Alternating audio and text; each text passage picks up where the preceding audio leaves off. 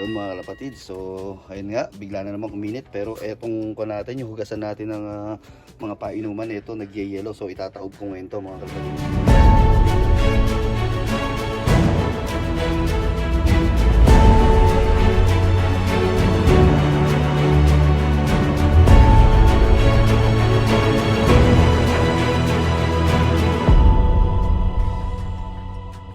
So yun nga mga kalapatids at welcome back dito sa ating Facebook page, Joven Pigeon Dog mga kalapatids. So ayun mga kalapatids at tapos na yung ating pagbe-breed ng mga panglaro natin. So ayun nga, dahil binreed natin tong mga natin, mga all bird team natin. So ngayon time naman para i-ready sila sa darating na all bird race mga kalapatids.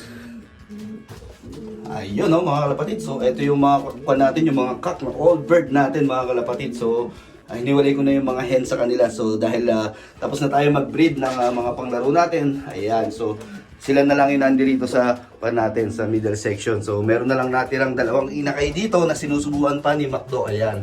At yung dalawang inakay na yan ay syempre ilalaro yan sa Edmonton ng nag-iisang Abet Labiano. Ayun, shout nga pala kay Kuya Abet. Tapos ito yung mga natin, yung mga warriors natin. So ayan. Dito na lang sila mga kalapatid dahil semi-widowhood yung natin sistema.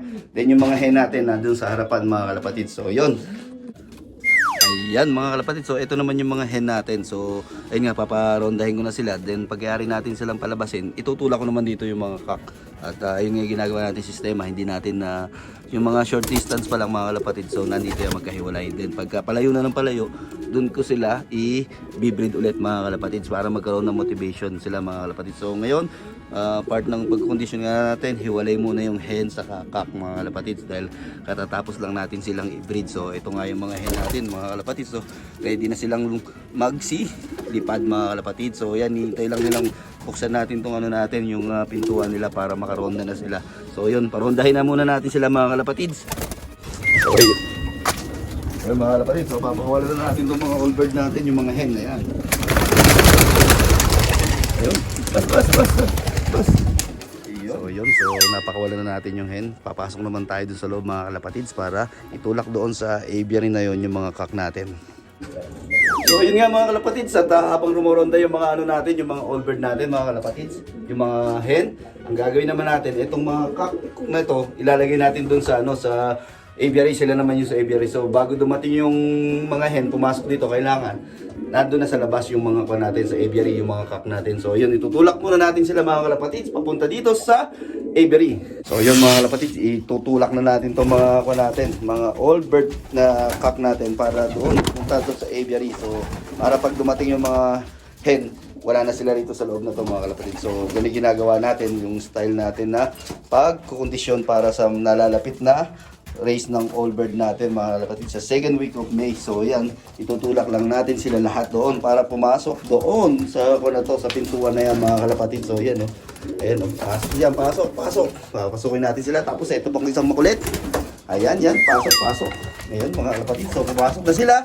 At ayun, i-ready naman natin yung pagkain ng mga hen natin mga kalapatid. So yan, habang rumoronda yung mga natin, mga hen, ito yung waiting area ng mga natin, ng mga cock. Kaya pumasok na lahat ng hen, yung paparondahin natin sila. So hindi natin sila pagkikitain mga kalapatids. So yun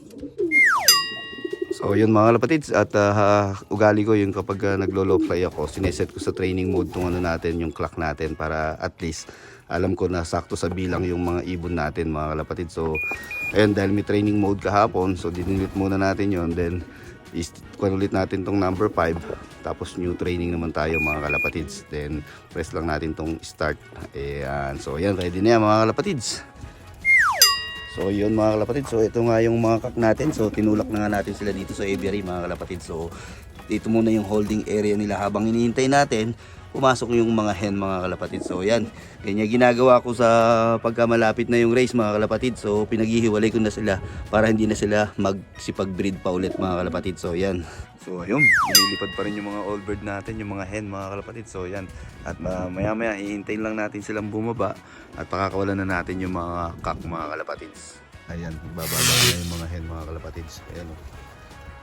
At pagkayari nito mga kalapatids, pagkapasok nila, yung mga cock naman yung natin, paparondahin natin Para ano yun, ganun lang laging ginagawa natin mga kalapatid, alternate lang. Hindi ko sila pinagsasabay na paliparin yung hen sa kakak. Hanggang maaari pinag-iiwalay ko sila para hindi sila naghahabulan at pasok agad sa loob ng loft. Ayun mga kalapatid, so ito nga yung mga hen natin, ayan no. Ayan sila. Tapos maya maya ibabalik na natin sila doon sa aviary. Then ngayon, nakapasok na tong mga hen natin, tapos na sila lumipad. Paliparin naman natin ngayon yung mga kak, mga kalapatid. So ayan. At ayun, punta na tayo sa labas. Ayun, itong mga kak naman yung paliliparin natin mga kalapatids. Sila naman ang magsisipaglipad sa himpapawid mga kalapatids. Itong mga kak, ayan. Ayun, labas. Wala natira. Isa pa. So yun mga kalapatid, so napalipad na natin yung mga kak natin. So hihintayin na lang natin silang pumasok. At yung mga hen naman, tapos na silang kumain, ililipat ko na sila doon sa aviary mga kalapatid. So yun, at hintayin lang natin yung mga kak, then papatukayin na natin sila mga kalapatids. Ayan mga kalapatids, ito yung mga kak natin. Ayan. So medyo matagal-tagal sila lumilipad kaysa doon sa mga hen. Ayan, pagyayari naman ito, yung mga young bird naman yung papaliparin natin mga kalapatids. Tignan natin kung saan sila lulusot. Wala. Ayun yun ang mga kalapatids. Ayun, finally mga kalapatids, nagsibaba na rin yung mga kak. At yun, tingnan natin sila sa loob. At sigurado at nagkakainan na itong mga kalapatids. So yun mga kalapatids, at ito na nga yung mga kak natin mga kalapatids. So pagpasok nila, wala na yung hen dito mga kalapatids. So ganyan lang ginagawa natin mga kalapatids. Ngayon yung preparation natin mga kalapatids sa paghahanda para sa nalalapit na race natin mga kalapatids. So yan, hanggang rito na lang muna tayo mga kalapatids. So ito na sila.